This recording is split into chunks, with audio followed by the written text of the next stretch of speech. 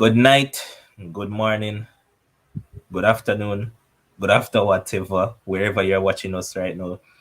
Welcome to another Sports Frenzy podcast, the first football show of the year. And I just want to say to you guys, Happy New Year to all of you guys. And we hope that we'll have a great year together here on Sports Frenzy as we keep on growing and getting from strength to strength. But I'm not sure if any of the guys will be joining tonight. Probably have to ride it solo, but we're here to discuss the football matches that took place over the weekend. And I'm sure that you, our viewers, have a lot of thoughts. So I want you all to leave it down in the comment section. So, first up, I see Michael Reynolds in the comment section already. Here's Michael Reynolds saying that someone said Kanté and a world class coach, so Ralph, an elite coach then.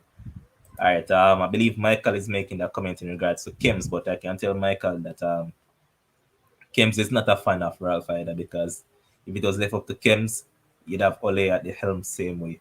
So as in regards to that, I don't think Kims will defend Ralph because what Kim says about Ralph is that Ralph is Mr. Press Conference, that he wins all the press conferences and that's it. So I don't think he's a huge fan of him. But we're not going to jump the gun because we'll get to that game eventually.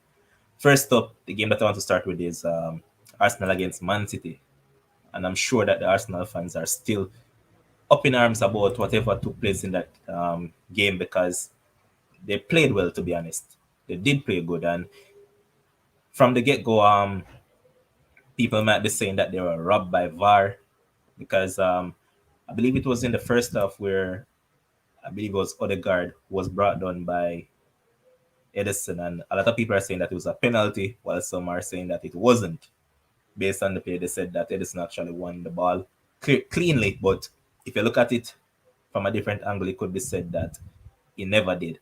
But Arsenal, they were licking their chops, knowing that they were there and it was a game there for the taking until they were hard done in the 93rd minute through a Rodri winner from Man City. But this goes to show the championship mettle of City that the juggernaut just keeps on rolling, and they have gone what now 11 games, I believe, in the Premier League unbeaten on a winning streak as a matter of fact. And you can just simply say right now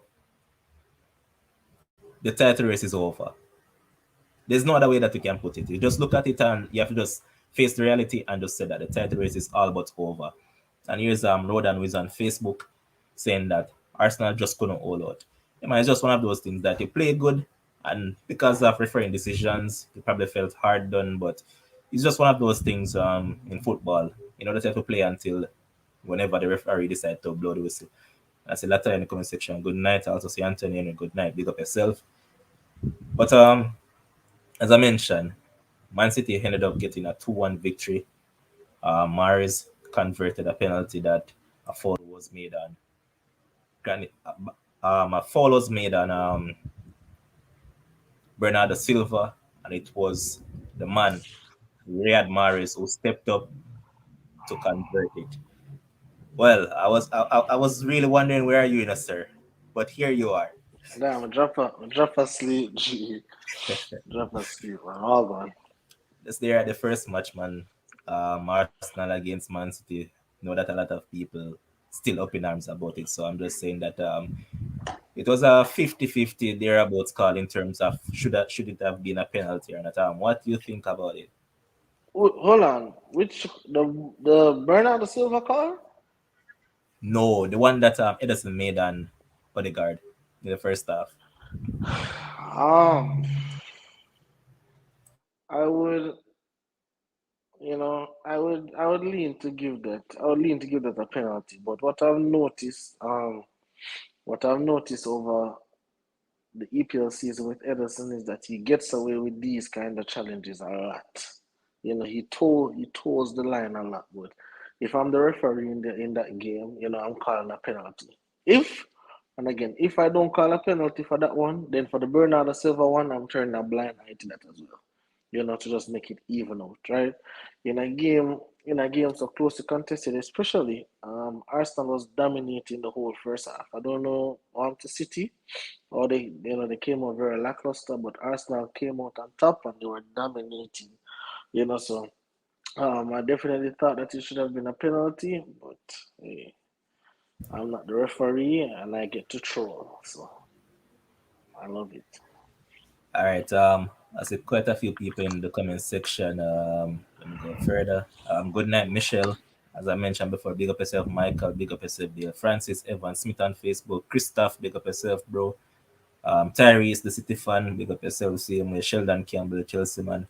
I see a comment. Where is it? So here's Michael Reynolds saying that let's just face facts.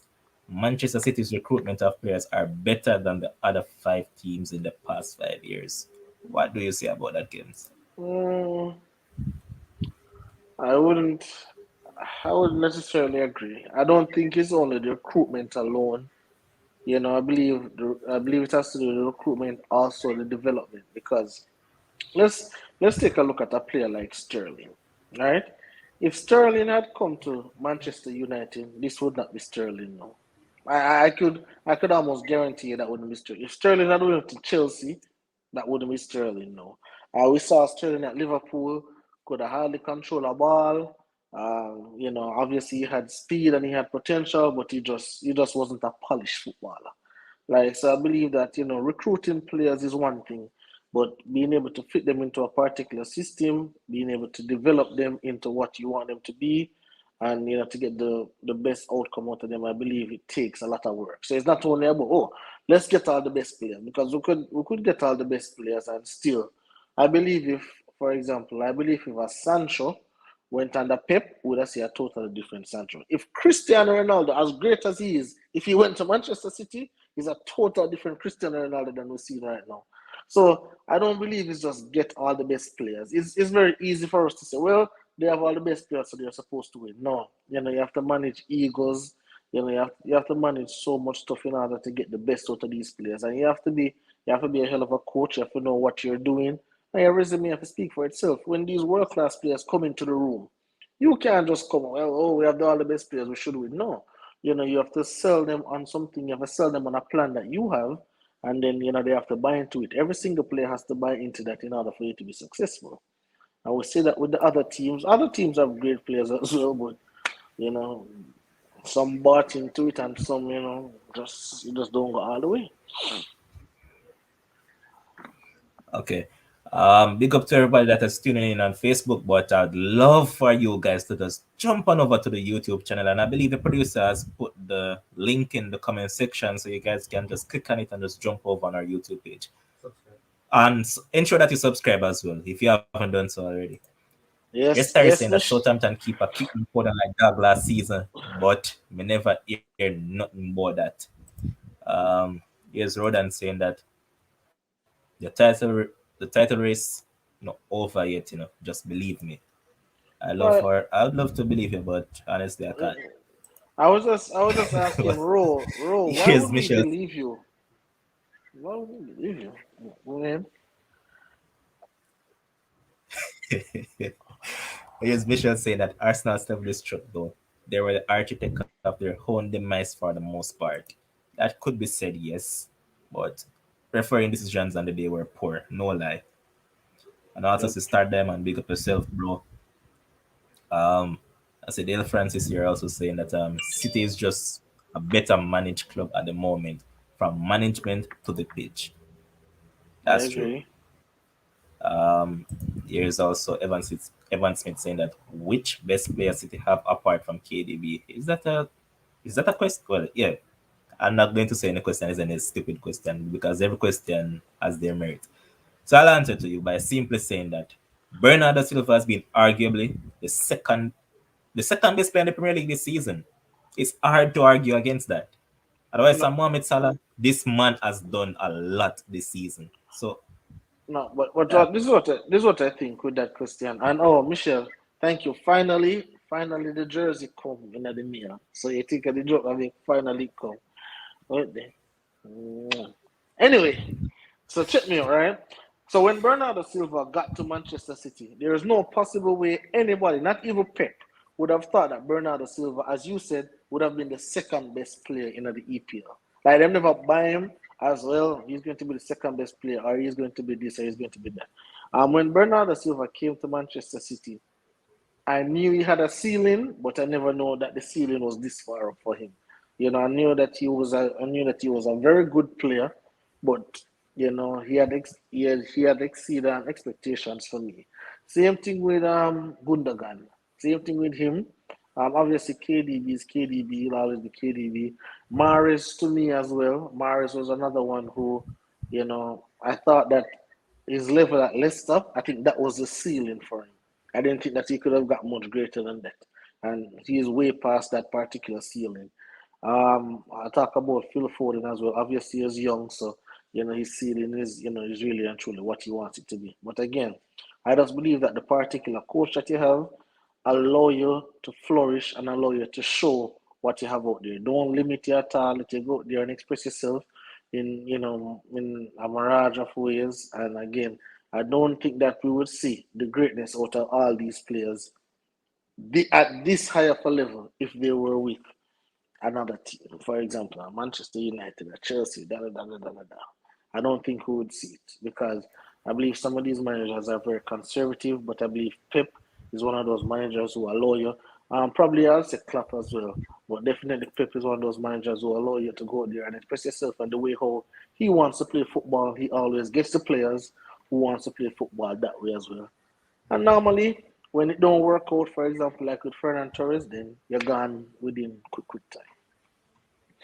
Okay. And I see Morgan Zups on Facebook commenting, but Morgan Zups, I'm not going through any of your comments unless you come over on YouTube. So jump over on YouTube and make those same comments, and then I'll read them. But yes, producer. Morgan split it. We drive the big racing car. Producer, you're a joke kind of man. Mm-hmm. But next game we saw Watford taking on Tottenham, and boy, Watford must feel robbed.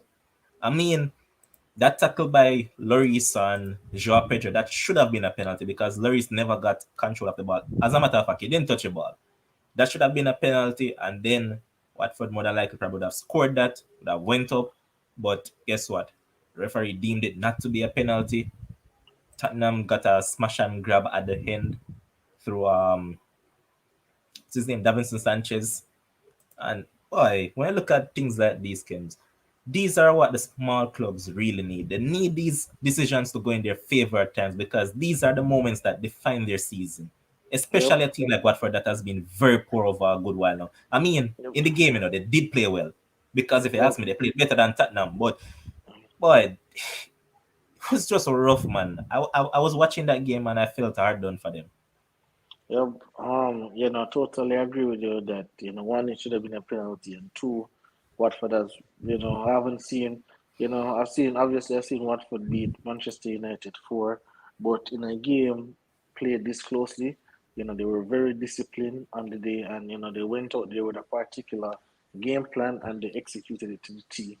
A lot of persons have complained about VAR, and again, I said it at the start of the season. I saw the improvement at the start of the season.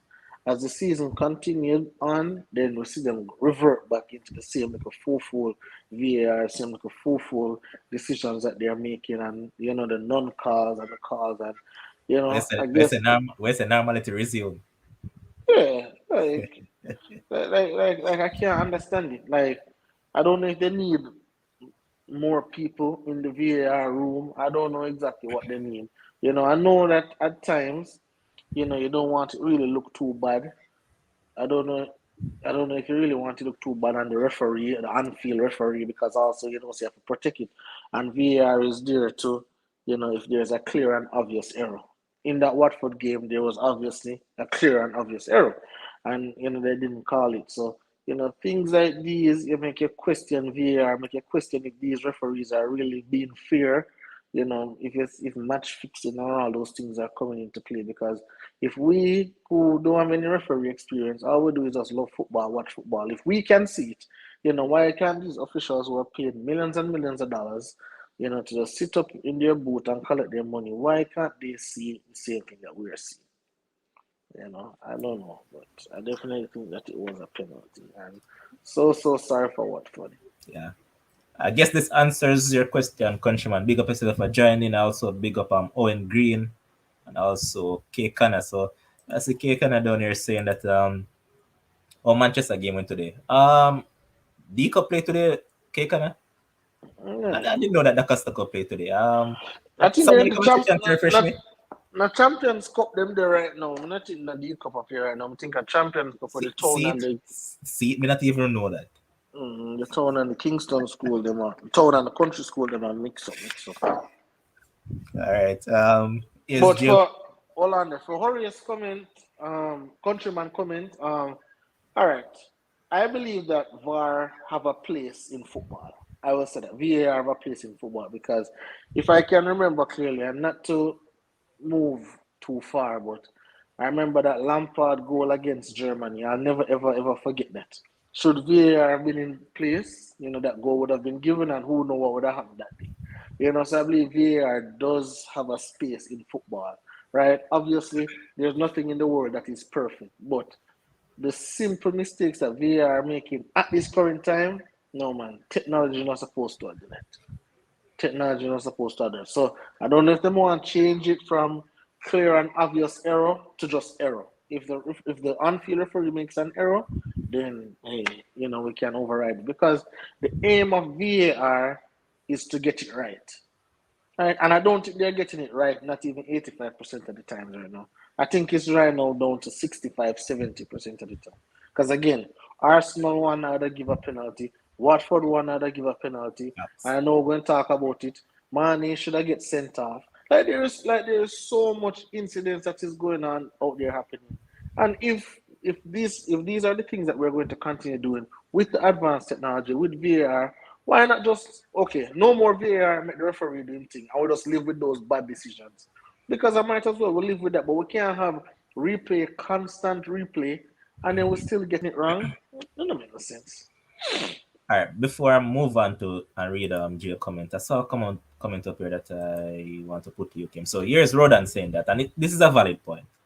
VAR is not used correctly in football because of the same bias referee them in the room play blind to what's going on in the game. So what I want to say, Kim, is that when I look at the VAR team at times, it is made up of the same referees that ref during the Premier League as well. Because I believe Andre Marina was the man in control of VAR today in United game, and Andre Marina refed on the weekend. Yeah. So should it be a case that with VAR they should set up an independent body that these people have no affiliation within the English game in terms of they are not referees during in the Premier League, Championship or thereabouts, but these are guys who understand football. Well, well, we can do that if the argument come across as bias or unfair, but I don't think that's the argument in the referee space. I think probably for the fans, where we can always subject and say, okay, this is what's happening, that is what's happening. But if if we believe that it's bias and so, then sure we can go with that idea that you just proposed. However, um, I wouldn't. I believe that again for the VAR team, I believe that obviously it's referees who ref the game, but now they have advanced technology. Now they have replay. In real game time, they don't have the replay, don't have the benefit of the replay, don't know all that. So I believe, okay, if you're good enough to ref the game, then you must be good enough to VAR the game because now you have all the technology at your foot and you can just go ahead and just look at it. So if the argument is that hey, they're biased, they're stealing, they're showing favoritism to this team. All right, then let us get independent. But then again, if we get an independent body and then the same issues are happening, what we have a ball for them at that point in But time. Kim, sorry, look what I'm saying. All right, you Mm-hmm. remember you just said that probably VAR is working in coordination with the on-field referee, right? Mm-hmm. So I'm saying that remember that the VAR officials would basically be a part of a referee body, so they wouldn't really want to go against their own pals because remember that as I said, Andre Marina Mm-hmm. was the VAR official today, and they didn't know that he's on the panel with the rest of the referees. So more than likely, you wouldn't want to overthrow or whatever not his on-field partner's decision. So I'm saying that bringing in someone independent that is not part of any Premier League body or any referee body, I mean, wouldn't that tend to help out maybe? Um, as I said, most definitely it can be a possibility. It can help out. What I would probably say is that again, as I would say, you have the referee, and then you have two persons who is objective or not a part of the referee body in there as well, and making decision. Because again, the only thing that we want from VAR is to get it right, whether it's for our team or not our team. The only way is to get it right. I remember last season we were talking about your toe being offside, your fingernail being offside. That was one of the big things. All right, them explained that. All right, now cool. But when we talk about these penalty decisions and these red card decisions that are not being given, it's a problem because it can change the outcome of the game. I don't want to see at the end of the season that, okay, Liverpool lose the season because they were robbed 15 points from VAR, or Manchester City win the season because they got 12 points from VAR. Every year they come with some stat like that. So I don't know how we can fix it, but again, I don't get paid for that. The $1 million people with all of the big brains, I believe they can come together and find a way how to do it. I also believe that the referee or VAR, whoever them be, I believe that there should be some kind of fines, being given to them. Some kind of fines being given to say, okay, if you get this wrong, or if this is so blatant and you get it wrong, okay, 3 game ban, 4 game ban, money ban, this ban. I just believe that there has to be some accountability on every end. Because if the coaches can come out and talk about the refereeing and they'll get fined, I believe if the refereeing is horrible, if VAR is horrible, there should be some fine, some game ban, so we can have some accountability going. Okay, here's Jason saying that VAR is not the problem. The interpretation is referees are just not up to par in England. I saw no issues at the World Cup. And the comment that I brought up earlier from Gio saying that the only thing we see technology help a cricket. It now work well for football and basketball. Um, so another comment down further where Michelle was actually in agreement with you. She was saying that I agree, Kims, they need to remove the words clear and obvious. Yeah, because all right, so the clear and obvious thing, it's so subjective. It's so subjective because if it's okay, this is not a clear and obvious error. It's an error, but it's not clear and obvious. Then hey, who are we now to say VAR got it wrong? As some little semantics. Okay. But your boy Kante, who you said that wasn't any good coach. He has what? 8 matches in the Premier League unbeaten so far. All right. Um, what you have to Mm, say about it? well, let me tell you. All right. So again, it's a results business. So 3 points is always the goal. All right. But for me, all wins are not created equal. I don't know if Kante can. I don't know if Kante can jump up and say, "Well, yes, good win against Watford team. We did very well." I don't know if he'll be able to do that. But again, it's a results business, and you got the job done. And I'm sure certain teams would love that 3 points. So hey, I have nothing bad to say All about him. I'll let him go. right, and this is a good question by Countryman again. I'd love for the producer to actually research on this one. Countryman is asking, does VAR decision comes under the match commission scrutiny each game? Producer, can you check that out and let me know? Next up, No, we I don't saw think so. Mhm. next up we saw Crystal Palace taking on West Ham. West Ham were in cruise control, and I mean Manuel Lanzini scored a peach of a goal in that first half, but a player that I came on here multiple times and I talked about in Michael Olise. I have a lot of time for this guy, and he was on hand to bring Crystal Palace back into this game. And first, he assisted a goal to Hudson Eduardo, who was being in very good form of late, and then he Yep. scored directly from a free kick. And I believe the keeper was flat-footed. If not, he would have saved that easily. But West Ham finally getting a win, and your boy Mikel Antonio on the score sheet. What do you have to say about that, James?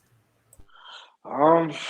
Well, finally, in a very long time, West Ham play a game that they're actually on the front foot, right? Because the last 2 games they went down 1-0 and went down again 2-1. But no, no, no, no, they're on the front foot. I was actually going to bet on this game, but I was waiting until the 30th minute to get that live odds. By the time it go, I already see 2-0. I was like, sure, can't bother bet on it anymore. The odds them get shaky. But one thing I'll say, they didn't close out the game well. Obviously, when you're up 3-0, I just think it's human nature, and it's probably up to the coach in order to keep the players sharp. But it's human nature. You kind of turn it down a notch, unless you're. I think even City did it the other day when they were playing against Leicester, leading by what 4-0 or so, and come back 4-3. And so I just believe it's human nature obviously. But I love to see Antonio on the score sheet. It seemed like the private jet business wear off right now. He's back. He's back to normal. Back to scoring goals. Back to doing what he does. Crystal Palace right now seem like they kind of going backwards. They took probably 15 steps forward too much. So now they're tracking back. But I'm really happy. For West Ham. Hopefully they can get a spot in Europe, down in that Europa place. But I'm really happy for the win that they got. All right, and before we move on, I see Michelle sending out birthday greetings to our producer, Josh Carl. Michelle says, "Happy birthday, Josh. Pick up yourself." So Michelle producer says, "Hailings for that, man." But I'm happy that West Ham is kind of climbing back up. Reason being, as I said, they're a team that they're not wealthy in regards to the amount of player they have at their disposal. They have a limited amount of players, and whenever I see teams like these doing well, you have to Mm-hmm. just be happy for them, man. And Moyes, I remember people were trying to be critical of him the other day that he should have been doing better with them, but I believe he has them in good stead. And as you mentioned, Europa spot would be good for them. Knowing Mm-hmm. that based on what they have invested into the team and what he has done with them, I think Europa would be good for them. But next up is a game that, well, for some reason, if I were you, I wouldn't come here in that jersey tonight. Why not? My Brentford team looking good. Brentford Looking looking good good. for my dollars. I mean, I want the Looking. season to blow over right now, so I can just collect my chumps and just have a merry time throughout 2022. But Brentford getting a 2-1 victory over your Aston Villa team. How you have to say Uh-huh. about us? Um. Well, obviously, it's a game of two halves, right? I think the first half, I think the first half, Aston Villa should have definitely killed the game, beat the game 4-0, 5-0, or 4-0, or 4-1, 5-1. I think Aston Villa got that amount of chances. Obviously, the second half, Brentford definitely made some adjustments. And then, again, as great as a coach can be, he cannot make up for individual mistakes. And a lot of persons give Tyron Mings a lot of flack, but I believe he was definitely missed in this game, 1,000%. That play, I don't remember, or I don't know how to pronounce his name, or I don't, the one fill in for him. They can tell me what his name, pronounce it for me. Which one? Him, the one fill in for Mings, beside Oh, Cancer. that's Courtney House. That bug, right? That man was in trouble for both of the goals. He played a role in both of the goals, but um, you know, notwithstanding, I think that Aston Villa got what they deserve. They didn't close out the game, and again, I've said it multiple times. You can't go to the bank and you don't cash a check. Someone else will cash that check for you, Facts. and Brentford did indeed cash that check. So I came on here. Oh, let me make my because this is an accountable new year. So I came on here and I said Aston Villa and over 1.5. That is the bet. And I said to you people, if you bought that and you guys lost because of that, show me a ticket and I will refund you. So if you guys did indeed buy it, you can just send me the ticket in my Facebook inbox. My name is Barrington Kemar on Facebook, I think, something like that. And then I'll reimburse you. If you guys didn't buy it, then osh. So yeah. Yes, Jermaine Watson saying that knockpot cover when Brentford score. His Terry is saying that Ming's good, but him can't focus for 90 minutes. Well, Terry, there's I believe that's nitpicking. There's a lot of players, even great players right now in the league. where you say can quote unquote focus for 90 minutes. But I believe for this Aston Villa team, around that back line, I believe Minks is that. I believe Minks solid. People say Kansa better. We can debate all day who better, whatever the case may be. But in terms of who is solid around there, when I look at the team sheet, there's a couple names I'm looking for. I'm looking for Mings. I'm looking for McGinn. I'm looking for Ramsey, and I'm looking for obviously Ali Watkins, but he didn't play that game either. So I'm and Martinez. Obviously, I'm looking for those players. I'm looking for those players because if I have those players, I know I have the glue of my team. But it was a tough loss. It was a really tough loss, especially we scored first and we basically dominated all of the first half. But again, we never took our chances, and we got beaten, deservedly beaten. Okay. Um, here's Morgan Zoop saying that Kems is a 100K make me lose, so I need my refund. Yes, man. Just send it to me inbox, man. And Michelle is saying that she wish she had bought the game. But next up, we saw Leeds taking on Burnley. And if we're being honest, Burnley would have been way down at the foot of the table had it not been for one Maxwell Cornet. The problem for Burnley now is that Maxwell Cornet is going to Afcon. So where are those goals going to come from? Leeds, on the other hand, end up getting a 3-1 victory. Daniel James with a goal in added time through Mm-hmm. assist from Joe Gellert. And this is a guy that I have a lot of time for. Kims, what do you think about it? I think that it's doom and gloom for Burnley now. It looks that way. This was a pick that I think I picked the game to draw, but in betting sense, I saw the odds and couldn't leave the odds alone. And I said, I'm going with Burnley for the win or draw, and they couldn't get that either. I think Burnley playing style has caught up to them. One thing in this league, is that the way you play, one day going to catch up to you, and probably you're going to have to go down to the championship and reboot and come back again. And if you come back with the same full style, you're going to go back down there, as we see with Norwich and Watford all these times. If you don't come with any improvements, any change of style, to fit the league, while the league is improving, you're going to go back down. So, Burnley seems to be in a lot of trouble right now. They're rough style, their rugged style, their rigid style rather.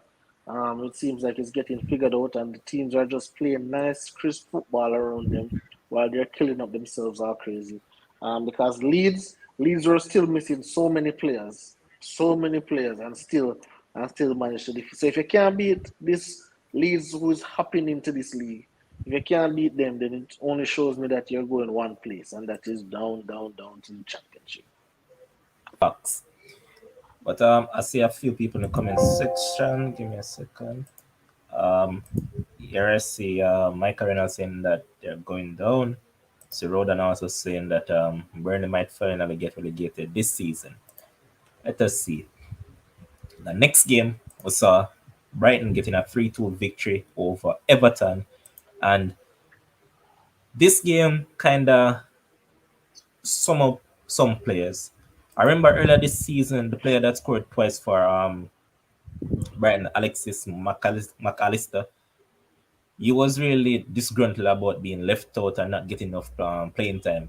Now Mm-hmm. it's what 3 games in a row that he has started, and Mm-hmm. he has basically repaid the faith that the coach has showed in him.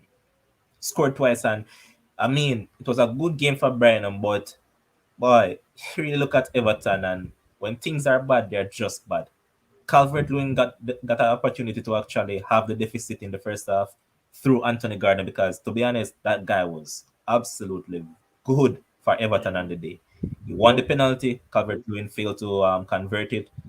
So guess what? Anthony Gardner decided that he was going to take matters into his own hands, scored twice in the second half, and sent cats among pigeons. And a couple of questions that I have to ask. One, why is it that Rafa Benitez has frozen out Lucas Digne out of the team totally, that you have to be playing Seamus Coleman as left wing back when this man is naturally right sided? Yes, I know that they have signed Vertelli. Vitaly Mykolenko, who is a left back, plays for Ukraine. He was at Dynamo Kiev.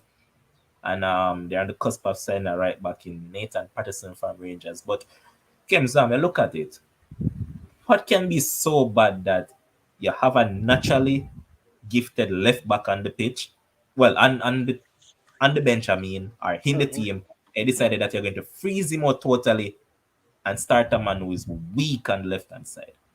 Remember, in the boss, Rafa Benitez, we are talking about this man have Randon up top.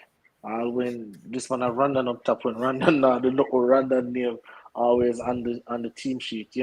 I believe managers like this, they have players that they like for whatever reason, and they have players that they dislike for whatever reason. I'm not sure the intricacies of it, but I'm sure this baller must do something, must say something where him feel like okay, this baller must sit on the bench because I can't see any other logical reason because obviously Coleman, even though he'll run up and down, he'll play hard, he'll give you his heart. When it comes on to playing that left back position, I don't think he's better. I don't think he's better at all. Not even 50%. So I don't know what's going through Rafa's mind. Probably sometime I'm just close him eyes, in miny, more. But it doesn't look like he has a core plan going out there.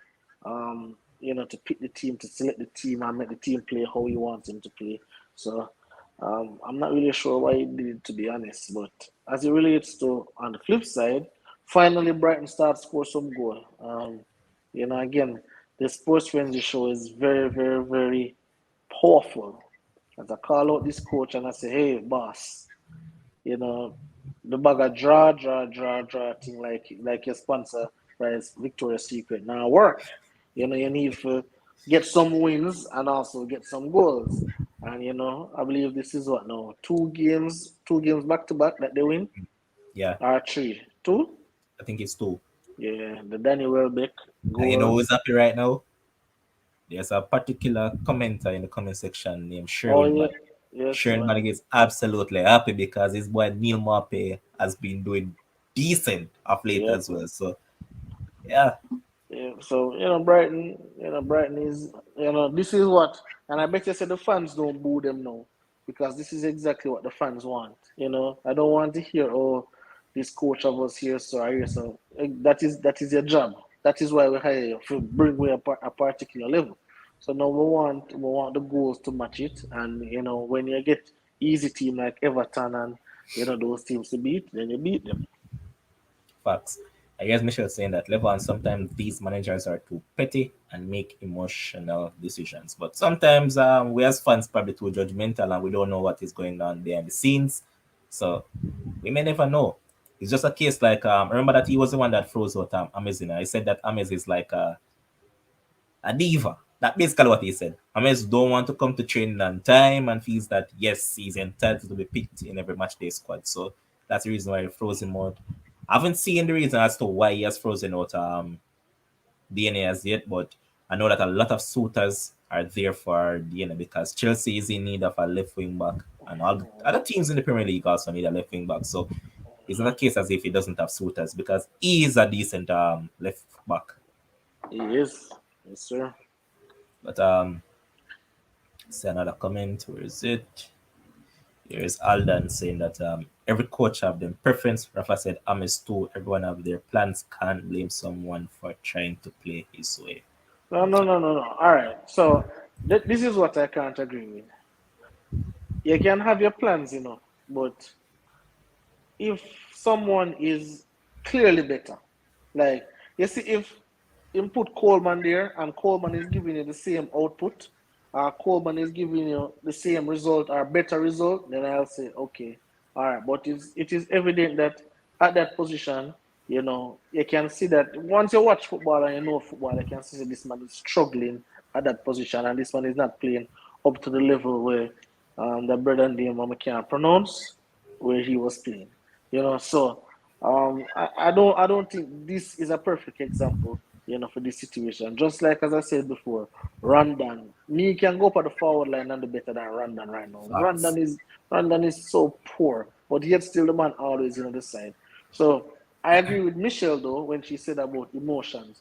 even if we don't know the full details about the situation, we have often seen that these managers use their own little emotional ways, to go ahead and pick this player over that player, even though we have a player who is better. Again, it's a results business and we want to get results. Get out your feelings only let you feel sorry for yourself. So just let it go. Facts. And the next game that we're about to talk about is one that you mentioned a bit up at the top. You said that this player, Sadio Mane, should have gotten a direct red card from the first minute of the game. He Hmm. didn't, and he went on to score in the ninth minute of the game. Mo Hmm. Salah doubled their lead, but here came Chelsea roaring back and they scored two right before halftime. Kovacic Hmm. scored a peach. He was very Yep. good throughout that game. Yep. And then Christian Pulisic should have given Chelsea the lead because he got an opportunity similar to like what Mane got, Yep. and he didn't convert it. But while you were on the NBA podcast last night, I heard you mention that Liverpool keeper Keller was out handing gifts like it was still the Christmas season. What you have to say about this one? All right. So, let me go over and talk about I'll talk about Chelsea first, right? Because a lot of persons saying, "Oh, the coach will leave out Lukaku," and I mean, we had spoke about Lukaku prior, and I said that there is no possible way that Lukaku should be in this squad, for this match, no matter what the case may be. And again, you have, as again I have said it, you have to set a particular standard. You can't want to win so much, which Lukaku in the squad doesn't automatically equate a win, because we have seen in the squad over this past 4 weeks, and it doesn't always equate to wins, right? But I've said before that we have to have a particular standard for the club, for the players, and obviously respect to the coach, where people can just come talk whatever they want to talk and then show up match day and still play.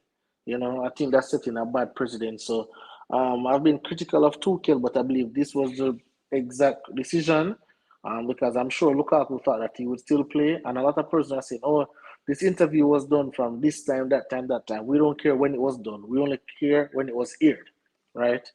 And it was aired, before the game, and the punishment, I believe, was adequate. I heard that he has since apologized and blah blah blah. So whatever happened after that, I don't care. But people have to be held accountability for what they say and what they do, and until we continue doing that, then people will think that they can do whatever. On the Liverpool side of things now, obviously they were riddled with COVID, no Klopp, no Alisson, no Firmino, and boy, that keeper, that man can't keep a secret. So I mean, the Kovacic goal, I don't think two keepers could have saved that. It was just a great goal. Um, I thought for Liverpool, especially in that second goal, I thought Van Dijk was extremely poor. I think he was very lackadaisical the whole game. Didn't look world class to me at all. I don't know if something is affecting him, and he has to understand the moment. He has to understand that he doesn't have Matip beside him, or even Joe Gomez. He's playing with Konate, and I don't think Konate is special at all, especially not in the Premier League. He hasn't been special, so he has to do a lot more. He has to do a lot more covering. He has to do a lot more reading. His IQ has to be higher. And for that second goal, I see this man jogging back to the goal. I don't know why he's jogging back to the goal when he should have went to Pulisic. All in all, if you look at the overall context of the game, I think a draw was a fair result for both teams. I think both teams, obviously Liverpool got off to the fast start. Chelsea could have easily just laid down and be like, "Oh man, it's just one of these days. We have been playing so bad of late." But I like the character that they did indeed show for the first time in a long time.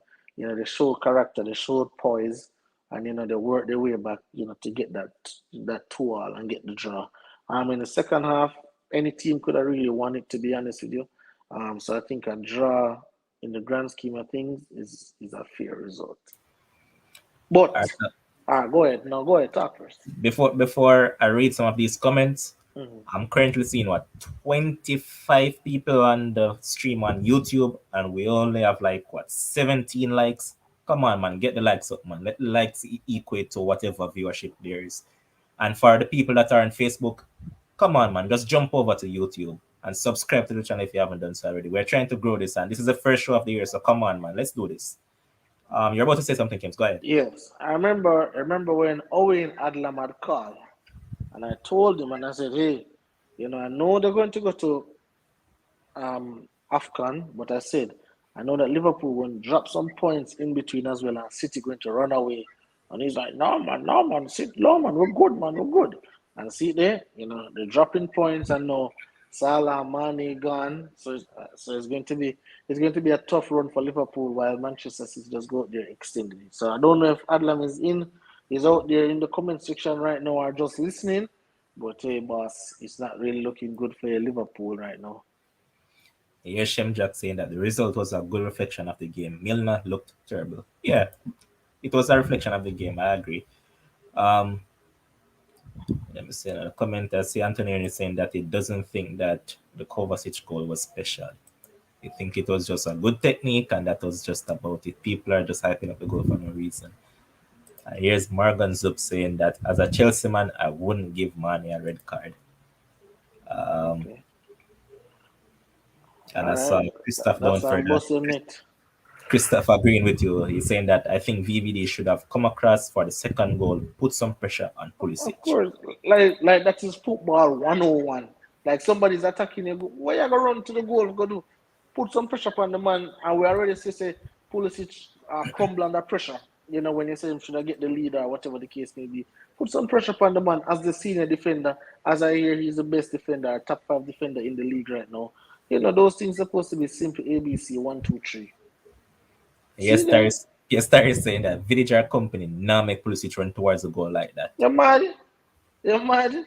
Them prefer put them head in there or make him kick them head or something like that. But you can't run go the man them go like that. You have to protect it, man. Yes, Emerald is saying that VVD team. I've often, I've often believed that, I'm not going to say this man can't play football or can't defend, but I often believe that this guy was always overrated. Didn't think he was as good as Vidic. Didn't think he was good as Ferdinand. Because just the little things that they do to influence a game, I didn't think that he did it. But hey, these nowadays people seem to. All right, and here's Aldan saying that we soon see Man City 15 points ahead of Tuchel. Just can't imagine the favourites out of the title race from half of the season. um, yes, Michel said that Chalaba made a huge mistake that resulted in Mane goal. Definitely, he should have just kicked away that ball instead of trying to do whatever he tried to do there. And here's Real Eden Chelsea saying that believe Chelsea deserved to win based on the fact that Mane shouldn't have been on the field to score. And here's Owen Adlam saying that Kems Man City have Liverpool and Chelsea to play. Anything can play, bro. Well, all right. So anything can play, Adlam, and I'm glad you responded. Anything can play, but you see, Chelsea 3 points already in the bag. I don't know when Man City going to play Liverpool, but Chelsea 3 points already in the bag because Chelsea is not going to beat Man City at all. Not how they are right now. Probably they will do some reinforcements and stuff because I hear some people supposed to leave and some people coming in. But the way Chelsea playing and Man City playing right now, it probably be one of them 3-0, 4-1 kind of beating that them get. But Man City Liverpool is always a good thing between Klopp and Pep, so I'll give you that one. And here is Morgan Zup saying that Kante was really good in that game. Offensive side of his game has really improved. Yeah, he Agreed. was everywhere in that game. So I have to give him those props. But we're going to move on to the final game of the match weekend. And I know that it's a game that a lot of people are looking forward to hear what Kims has to say about it because a lot of them said that Kims is predictable and they know exactly what Kims is going to come with. Now, as for me, I have absolutely nothing. When I say nothing, I mean nothing to say about this game. Man United 0, Wolves 1. Floor is all yours, Kims. Oh boy. Um, when I told you guys about Mr. Press Conference, I tell you every single week that this man will only win you the press conference. He'll come forward and say all the great things in the press conference, and when it's time to show it on the pitch, I don't see it. All right. So this man set a bit of history. Wolves haven't won at this place since 1980. That's how much 40 something years they can check it up, right? As bad as I heard that Ole was, Ole now make these things happen out there. Right? Okay, so let us look at the tactics now. Let us look at the tactics. This man insists on playing 4-2-2 or 2-2-2-4 or whatever the hell he's playing, right? And again, the the Wolves coach, who was the best Bruno out there, he basically said, like the midfield was so slim, the midfield was so intact that he just played wide because they had so much space. All right. When I'm looking at the team level, because this is your team. All right. So I'm not going to be too critical on them. I'll be critical on my team. This is your team. When I'm looking at the team, and I heard that this man coach Tuchel, this man coach Klopp, this man is the real deal. And I'm looking at this team, and him say more do GG press, BB press, QQ press, whatever I'm saying more do. I have not seen that. I heard that the body language of the players was a problem, and they talked to the players. Okay, the body language stopped one game. This game, it gone back to square one. Under Ole, I heard, these players don't respect Ole, or Ole can't control these players. Well, all I'm saying is that with a team worse than this, Ole got this team third. With a team just like this, Ole got this team second in the league. Right now, we are 22 points behind Manchester City. 4 points behind Arsenal. Like Arsenal, I mean, Arsenal have been playing well, but come on now. So again, the players are not playing well.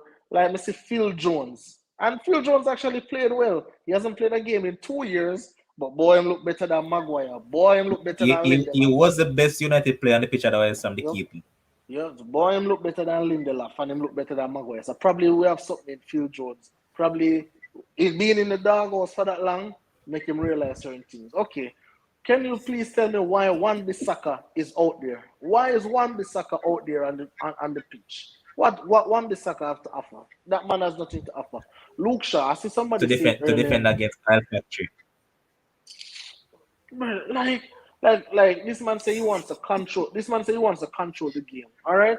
The first half, Wolves run over like crazy. Like I couldn't believe this is the Wolves team who sit back in every single game. But I just knew when they play Manchester United, it would be Brazil Wolves come out. And then I said, okay, I said, remember level, and I've often said Bruno should just sit on the bench and watch the game and see if he could insert himself. All right. So said, so done. But it seemed like him still never learned. He had a little shot to hit the crossbar, where if that did score, probably we have a total different argument. All right, Um, Ken, let me ask you a question. yep, Under your favorite coach, that's Ole Gunnar Solskjaer, right? yep. Did you see these guys press any at all? Like No, consistently? no. Okay. Reason why I asked the question, because even though I said I didn't have anything to say about this game, in Ralph's defense, right? Over 3 years, or I can't even put it as far back as over what? 8 years now. Mm-hmm. Manchester United hasn't had any structure whatsoever. Yes, Ole came in and did whatever he had to do, but under Ole, all these players got was just hugs and kisses, and that was it. That's not true. You came on here, and I at first I was kind of iffy to just blast all of them, but right now I'm just going to be honest. I'd probably put that 95%. 95% of this current squad is just not good enough. The basics of football, they tell me that these guys can't get. Like, Mm-hmm. I never really played football much. Yes, I played in high school and all of that, but not on a professional basis. But the basics, such as simply control and pass, these professionals who are making millions of dollars per year can't simply do that. This now, I'm not going to put it down to coaching, because a coach not supposed to teach you how to control a football. You No, should get that but from your yes, I from your in understand that. academy that was taught. I understand that level, but again, this is where I have to go back to it now, because when I told you this against Oli, you and Shakes and the rest of them say, "Oh, I wonder what's going on over there in training. Oh, Carrick look like he's running the training session because these guys can't pass a ball, they can't move a ball. And I'm telling you guys, say, hey, all right, the coach is not the best. He's not the best coach in the world. The man does a try, but at some point in time, the accountability has to be on the players. Like we can't have a Maguire, a Shaw, and those kind of players around there and a league goals like that. We can't have a Rashford, a Cristiano Ronaldo, a Sancho, and all those people, and we still can't look formidable going forward. Like it is impossible. We have so much talent, and let me read this quote what this guy said because this now is explanation FC. That's all them do. Look at Luke Shaw. I didn't think we were well there together. You look at the players we have. We have unbelievable quality, but sometimes quality is not good enough. Okay, Yeah, so if speak. quality is not good enough, what is good enough? Like I just want to know what is good enough. Luke Shaw, this man from I say he's the best left back in the league. This man regress totally. One game him come But back and him Kings, look. yeah, Mhm. one issue though that I'll actually put some blame on your coach for. Okay, From he came in, he saw that mid in the midfield was our problem. We had a midfield issue, okay, right? We keep on hearing year after year that they're going to sort out the midfield, and up to now that midfield cannot be sorted. Your team is in trouble when you have to depend on what? I don't remember how old is he. I'm going to say 40-year-old. 40-year-old Matic as at hmm, the base of your midfield. yep, You have Scott McTominay who's consistently inconsistent as a man to okay, play box to box. And okay. then when you look at your forward line has a combined age of 70 years old. Where else in world football is your forward line so old? All right. Again, I believe you're majoring in the minor because if we are playing Wolves, if we are playing against Wolves, remember, Levan, on a run all out of town because he couldn't get the best out of these players. That is what I heard. He can't get the best. He's a PE teacher. This man should be nowhere near Manchester United. He's a legend. Get out of there, right? So you get a guy on a 6 months interim contract, right? 6 months to fix the team, and he said, "Oh, he's going to do this and do that." Remember, the same midfield players who they never want are the same midfield players who this man end up playing. The same Fred, obviously Fred not playing, but the same McTominay and those persons, right? And I'm saying, just like I alluded to my point earlier, if Cristiano Ronaldo was in Manchester City team, we'd have see a totally different Cristiano Ronaldo. If Bruno was in Manchester City team, we'd have see a whole different Bruno. So But what listen, I'm but listen, saying is but that, listen though, Kims. yeah, Where I'd give Ralph some blame, right? Is the fact that mm-hmm, yeah, I know that 4-2-2 has been his formation and sometimes referred to a back three. Now it's obvious that these players cannot yeah, play the system. They cannot because they're lazy and then just can't press. Simple as that. They have yeah, become accustomed to the slow lethargic game of years upon yeah, years, and it just can't change, right? yeah. So what Ralph should do now is that here what? Let me try to see which formation I can possibly use that can get the best out of this bunch. As I said, they are not good enough to play my particular system. So what I'll do is probably try to tinker with my formation just to suit them until I can get rid of them. I Because if, agree. if, if it was left up to me, I sell the entire Manchester United squad now, even down to the mascot I'd sell right now. I agree. I agree that, but this coach also looks like he's very stubborn, and German type of coaches always seem that way. They are hell bent on what they want to do, and they believe that the players who are there should be able to do what they want to do. So, all right, then cool. But what I'm saying is that, when I look at the team, I am saying, Levon, if I even see 5% improvement, then I would have said, all right, then clap, clap, clap, clap, clap. But I'm seeing no improvement at all. We have played against the worst teams in the league, and we have looked absolutely poor. Against Norwich, we look poorer than them. Against Newcastle, let's not talk about it. Only Burnley was the only team, and that was only in the first half. In the second half, it seemed like we said, oh, this is not who we are, and we revert back to being the poor Manchester United team. All I'm saying right now is that Manchester United is in a spot of bother. They don't look like they know what they're doing. They don't look like they know what they want to do. They don't look like they have a coach who is the godfather, as I hear, who is the teacher, who teach Klopp, Tuchel, and all those players. It just look like right now Manchester United team just looks really and simply they just look lost. They don't But know to be what's honest, good. to Ralph doing, and I said people being critical, but Kems, if you really look at Mm-hmm. it, he has bench Bruno. He All has right. bench Rashford, Yep. right? But what I would want him to do is something more stern than that. I want to see him bench Christie. Have the balls to say, here what? You're not being good enough? So here what? Bench. Because at the end of the day, bro, I keep on saying it that goal scoring is good because sometimes Ronaldo pop up with that tap in every year and there, right? But otherwise, from that, what is Ronaldo's output? And then, as I keep on saying, Ronaldo and Cavani cannot lead your line. If Mm-hmm. both those guys are the one that are leading your line, you're in trouble as a team. So Yeah. some of these players are just not good enough because you look at how the team plays. A lot of time I saw Sancho and Greenwood in successive games where they were in position that they could have passed the ball to Cristiano and they didn't. So it leads you to think that are there some discontinuity in the team that some people just not don't respect Cristiano. He doesn't garner the respect that he once did. Because even today, I believe it was Sancho who carried the ball into Wolves and he could have easily laid it off to Cristiano on the left. He didn't. In the previous game, Greenwood could have done the same, and he didn't. And it's a particular theme that I've seen played out from Ole was there when Christie was playing. That Greenwood was in position that he could have passed the ball to him, and he didn't. So you have to really look at it deeper and think that are these players playing in sync or they're just totally playing selfish? Because to me personally, everyone in the forward line is just all about themselves. They want the glory for themselves. All of them are selfish. Well, we know that Cristiano Ronaldo for sure. When everywhere he goes, he wants the spotlight to be on him. I don't think he was ever a team player. So again, when you have great players, sometimes we have to suck up, the bad stuff will come with them. Again, I see other at Real Madrid, I see other people score a goal and Cristiano don't celebrate with them. I see Cristiano score a goal and more people celebrate with him. But I don't like with the whole Sancho and Greenwood thing. I've seen Sancho and Greenwood pass him the ball a lot of times. I've seen them celebrate it with him a lot of times.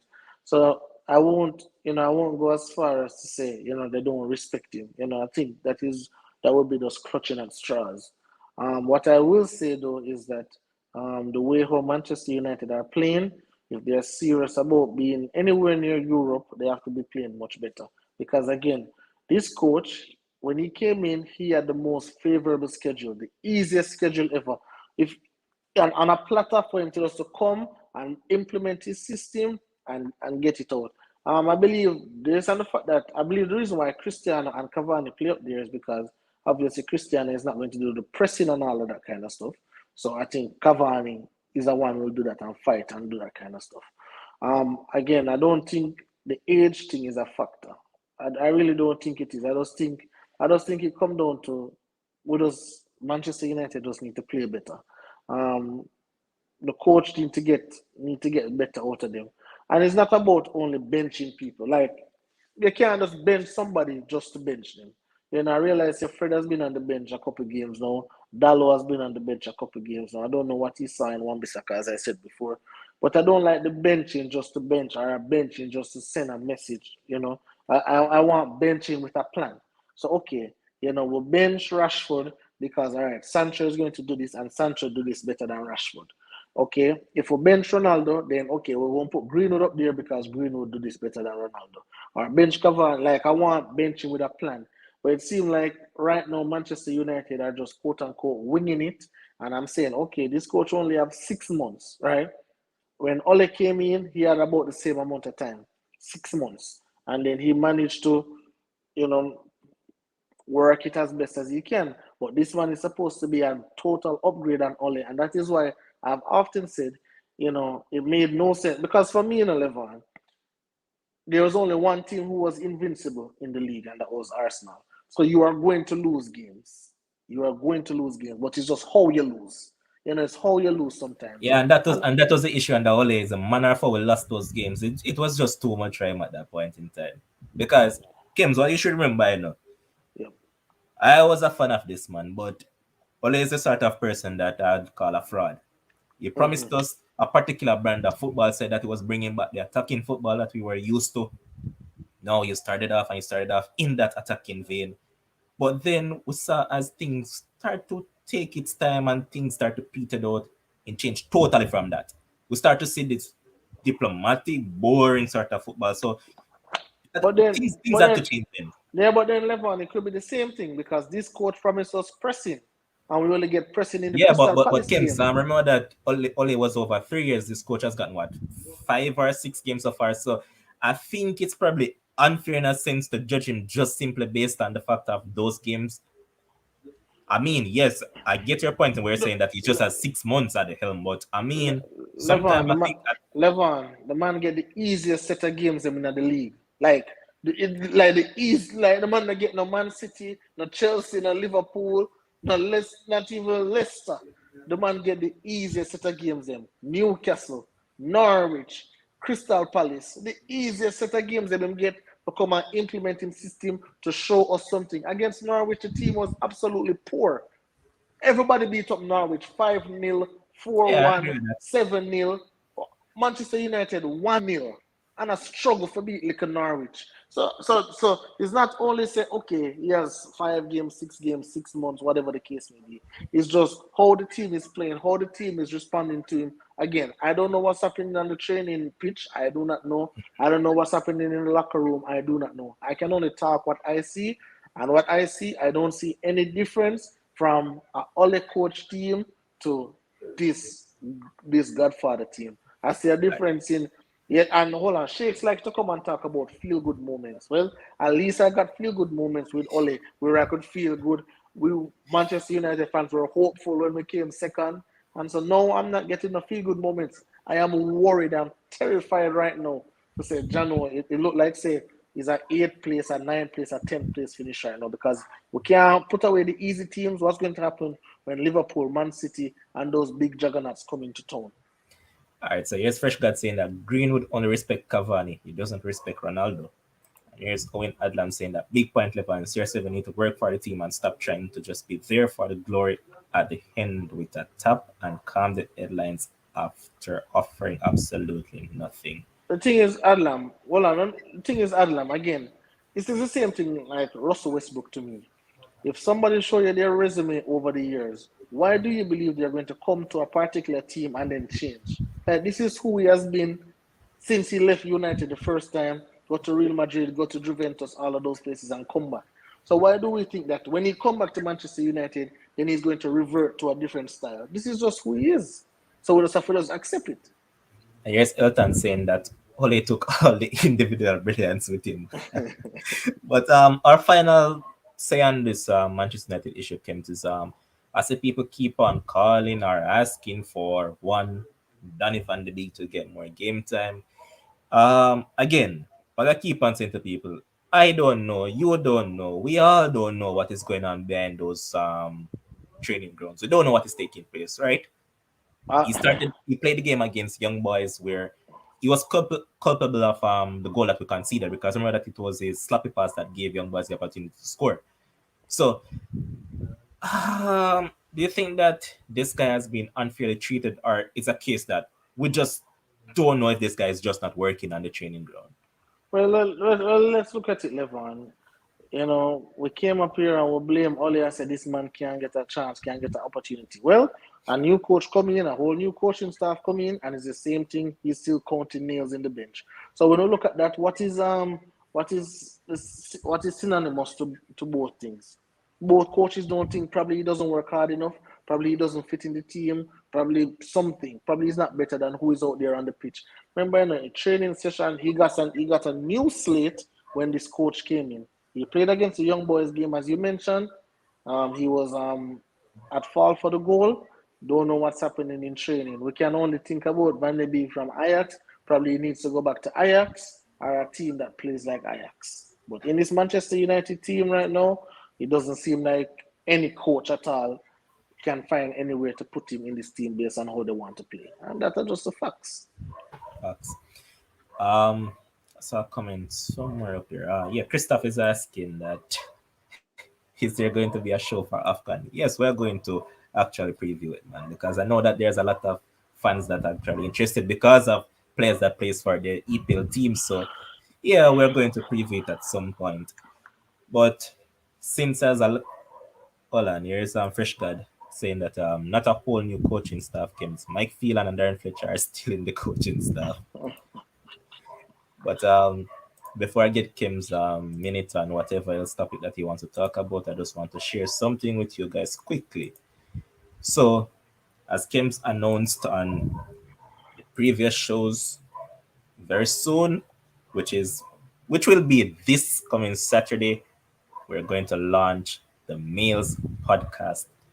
And as you can see on the logo on the screen, males in this instant means men achieving leadership, excellence, success. Kems, you can go on and elaborate on it if you want to, because now is the time for us to start to promote it more and more. All right, so um, initially, so I really want the show to be on Sunday, right? I really want the show to be on Sunday, but I got the date mixed up. I got the 8th and the 9th mixed up. So obviously, we'll do the first show on Saturday, and then it will be every Sunday after that. We're not going to do it every day during the week. We're just going to do it each and every Sunday. So the first one going to be on a Saturday, January 8th, and then every Sunday after that we're going to do the show. And as it says, men achieving leadership, excellence, and success. So it's going to be a panel, obviously all males, and we're just going to talk. Again, I said before, I wanted us to create a platform for men where we can just come, we can just talk, we can just express ourselves, we can express our feelings. We talk about a variety of topics that's going on, in the world, what's going on in our particular lives. So on January 8th, I'll let you guys know from now. Our first topic that we have in store, it will be how do we know that she is the one?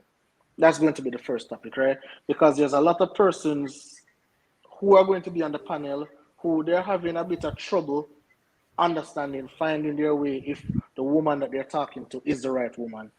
There are some married persons that are going to be on the panel who can provide some directive, for the single ones or for the ones who are looking to identify some little things to know, okay, this is the right woman or this is not the right woman. Because in a world that we are right now with, you know, you know, mm, we don't really particularly sure how we can find the right woman, yes or no. And then obviously there'll be, a lot of other things, we plan to do some charitable things as well.